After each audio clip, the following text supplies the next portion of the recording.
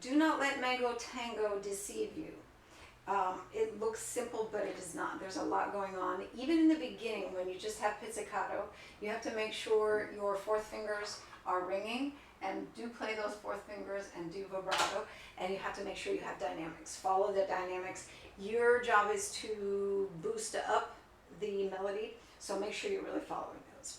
We are going to start, though, in practice spot number 1, where it's just about sort of getting into that pizzicato to the arco. So here we are. One, two, 1, 2, 3, and.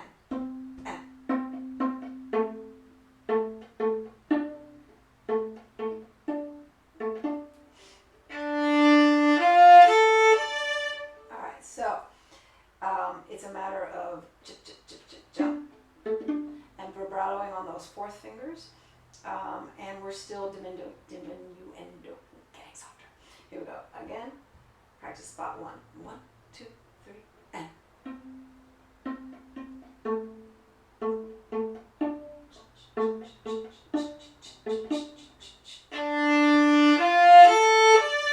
All right.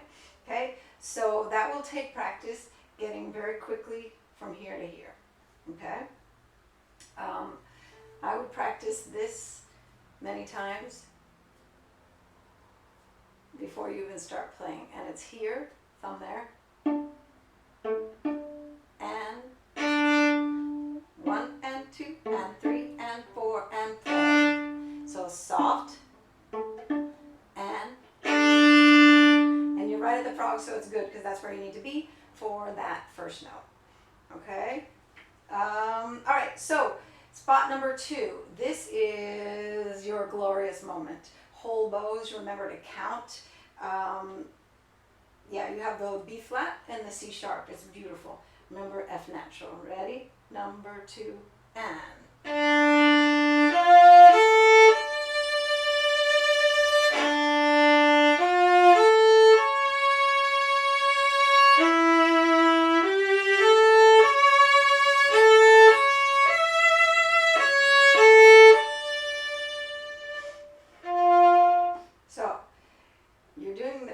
Bow lift ever there. So this is all whole bow, or upper half. Whole bows for the half notes and the whole notes, upper half or lower half for the quarter notes, and then suddenly on that last whole note, you say bow and you end in the middle, and you do the tiniest bow lift ever. Okay, let's start again. We're going to start 1 before practice spot number 2 on the pits. 1 and 2 and 3 and 4. And.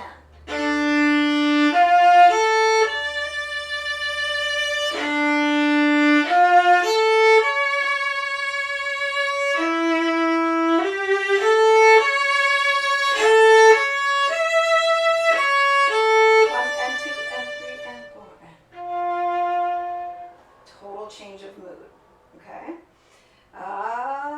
Last time. Ready? 1 before 2. 1 and 2 and 3 and 4. In tune. Ready? 2, 3, and.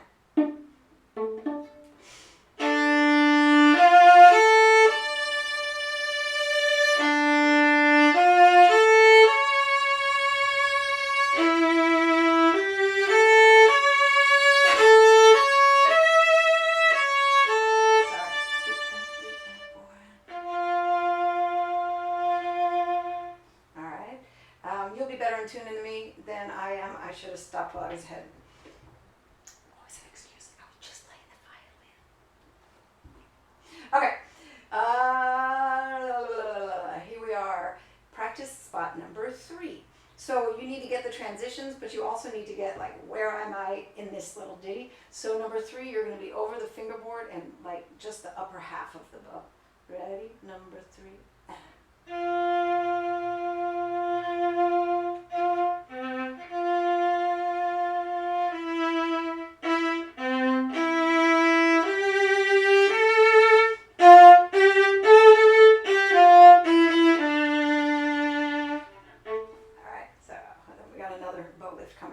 So you start in the upper half as you crescendo, you get to the lower half. Okay? And I'm going to put that in here, upper half. Okay, here's number 3 again. Over the fingerboard, upper half. 1, 2, 3, and.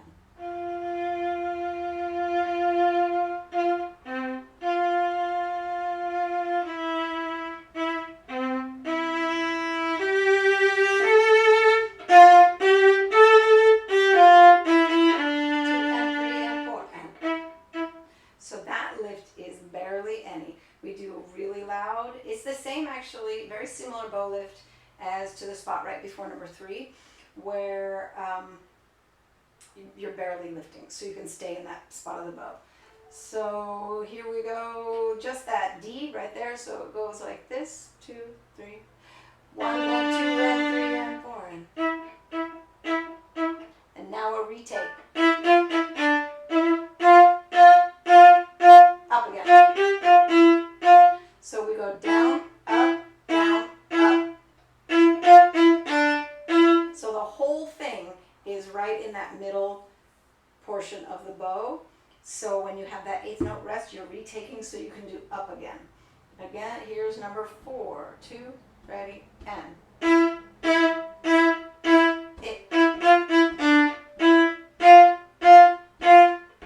Retake.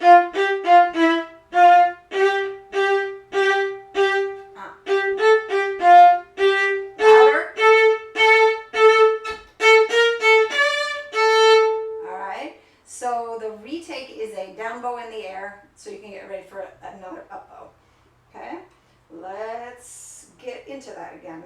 Let's start at 1 measure before practice spot number 4. Here we go. We're nice and loud. 1, 2, ready, and.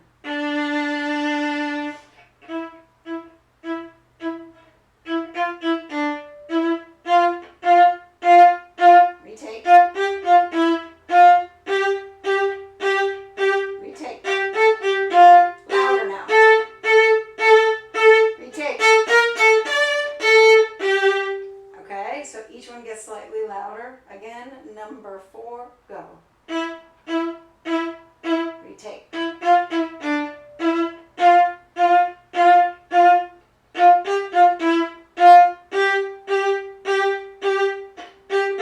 Now crescendo.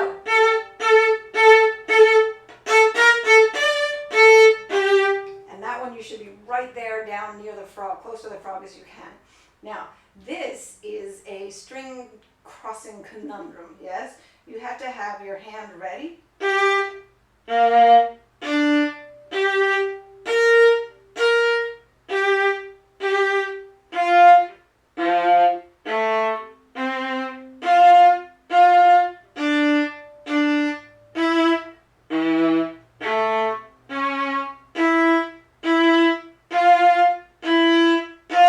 That's how slow you have to practice it, and you have to get that arm up really high.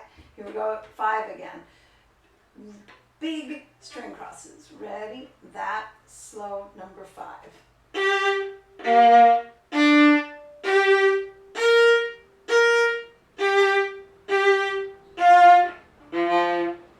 Almost like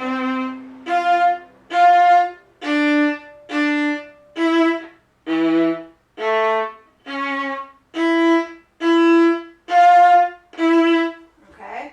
All right, let's do a little practice technique that I like to do. You play each note 3 times. It gives you time to figure out where you are here and where you are here, but then you're still doing the right bow directions. Here we go. 1, 2, 3, 1, ready, go.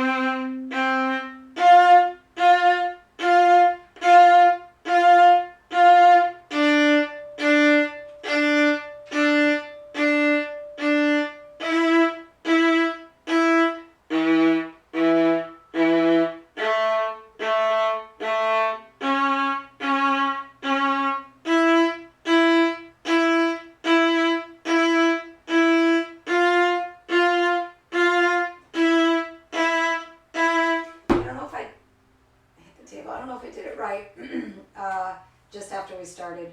But anyway, you get the point. That's how you practice it. Really have to get that bow arm in up in a slow tempo. 1, 2, 3, and.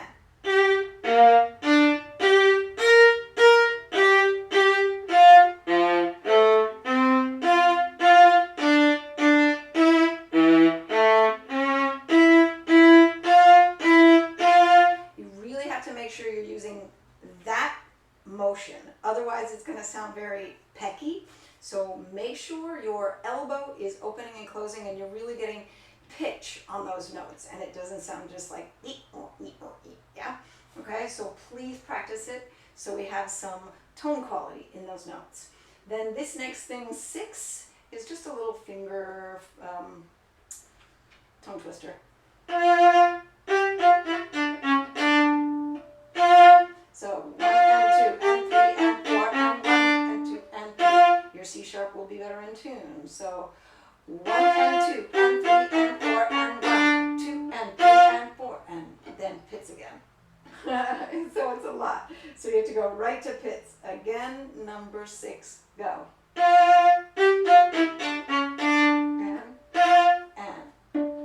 I think now that I'm doing it that I would probably prefer 4th finger. Let's try 6 again. 1 and 2 and 3 and 4.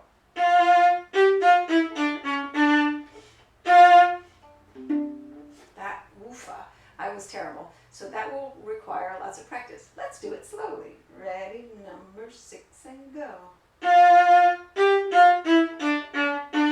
And. Good. I do prefer 4th finger. And good, you saw me suck and hopefully get better. Number 6, slow, go. And.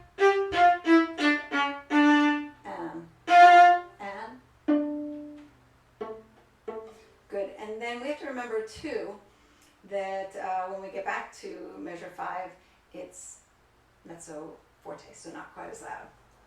Last time for me, because I was bad. Ready? Number 6, and.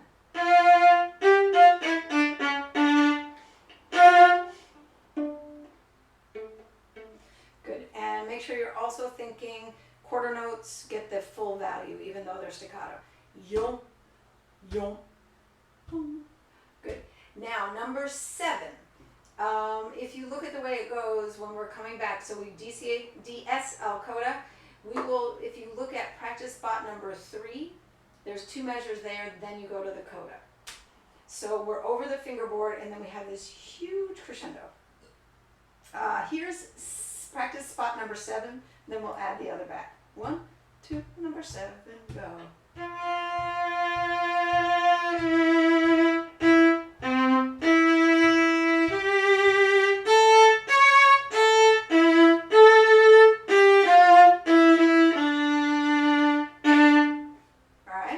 Start practice spot number 3, then take the coda. 2, 3.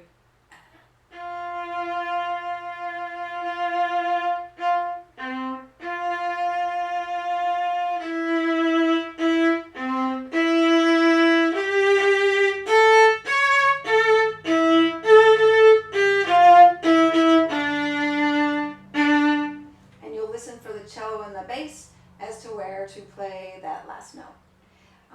Yeah, I think we're pretty good. It's just a matter of knowing which section you're supposed to play which way and then figuring out the transitions, and that's what will take time. All right, have fun.